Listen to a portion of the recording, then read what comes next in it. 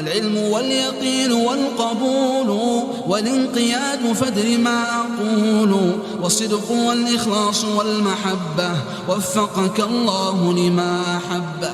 بسم الله الرحمن الرحيم. الحمد لله والصلاة والسلام على رسول الله. أما بعد، وهذه الكلمة وهي لا إله إلا الله لها شروط لا بد من تحصيل شروطها حتى تنفع قائلها، وهذه الشروط ذكرها الشيخ حافظ حكمي في سلم الأصول، فقال: من قالها معتقدا معناها وكان عاملا بمقتضاها في القول والفعل ومات مؤمنا يبعث يوم الحشر ناج آمنا، فإن معناها الذي عليه دلت يقينا وهدت إليه أن ليس بالحق إله يعبد إلا الإله الواحد المتفرد بالخلق والرزق وبالتدبير جل عن الشريك والنظير، وبشروط 7 قد قيدت في نصوص الوحي حقا وردت، فإنه لم ينتفع قائلها بالنطق إلا حيث يستكملها، والعلم واليقين والقبول والانقياد فادر ما أقول والصدق والإخلاص والمحبة وفقك الله لما أحبه. La ilaha illallah a des conditions qui doivent la précéder et l'accompagner jusqu'à la mort de celui qui en atteste, à défaut de quoi elle ne lui servirait à rien. Cheikh Hafid Hakami, rahimahullah, dans son livre Sulam al-Usul, a dit: quiconque prononce la ilaha illallah tout en ayant conviction de ses sens, tout en sachant parfaitement ce qu'elle engendre, dans les paroles et les actes, après quoi il est décédé en y croyant fermement, sera ressuscité Yawm al-Qiyamah parmi les gens de la réussite, les gens secourus et les gens en sécurité. Le véritable sens de cette attestation, sans aucun doute, est qu'il n'y a aucune divinité méritant l'adoration si ce n'est l'unique créateur, pourvoyeur de la subsistance et régisseur de l'univers. Il est au-dessus de tout besoin d'associé et de tout semblable.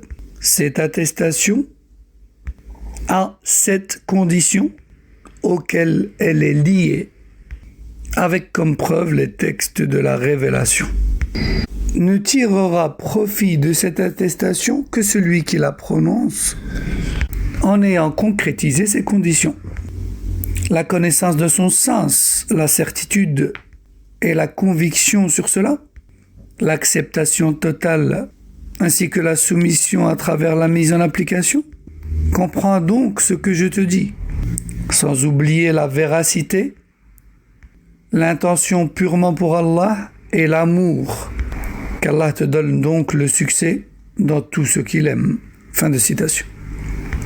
Cette attestation est donc un engagement lourd, plus lourd que les montagnes, ainsi que les carcans et les chaînes, aux yeux de l'égaré.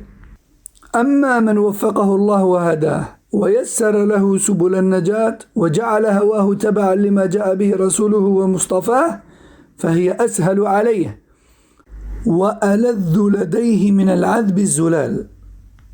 Quant à celui qu'Allah guide, eh bien, la ilaha illallah et ce qu'elle engendre sera plus agréable et plus facile pour lui que l'absorption de l'eau claire, potable et fraîche.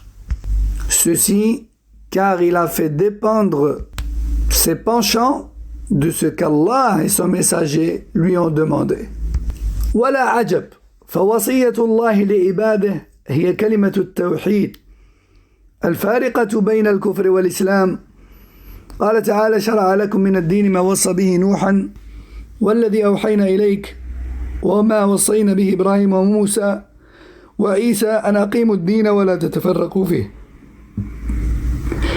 Il n'y a aucune étrangeté en cela, puisque la recommandation d'Allah à tous ses serviteurs croyants, c'est justement la ilaha illallah. Cette attestation qui démarque entre la mécréance et la soumission.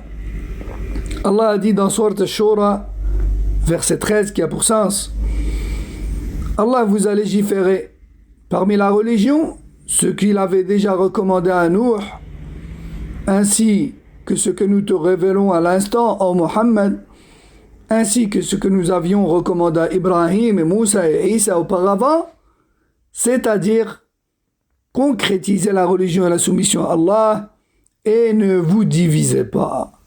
Dans le prochain numéro, Inch'Allah, nous allons entamer condition par condition en détail. هذا والله أعلم وصلى الله وسلم وبارك على نبينا محمد وعلى آله وصحبه أجمعين. السلام عليكم ورحمة الله وبركاته.